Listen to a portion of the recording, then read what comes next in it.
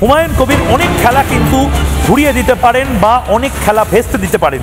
দল গঠনের পর এবার জোটের ঘোষণা হুমায়ুন কবিরের। দল তৈরির পর আসাদুদ্দিন ওয়েসির সঙ্গে মিমের সঙ্গে জোট বাঁধার পরিকল্পনা ঘোষণা ভরতপুরের বিধায়ক হুমায়ুন কবিরের।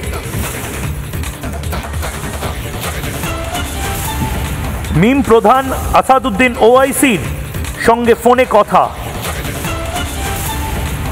22 ডিসেম্বরের পর সবটা স্পষ্ট হবে, মন্তব্য হুমায়ুন কবিরের।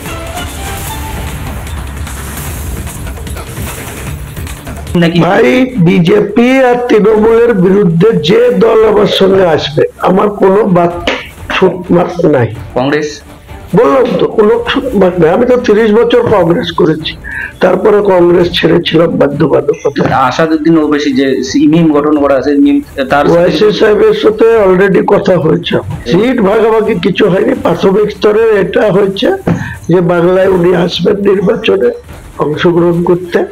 আমার নতুন দল, উনি প্রথমেই প্রস্তাব করেছিল ওনার দলে জয়েন করার জন্য, আমি সেটা অ্যাকসেপ্ট করিনি।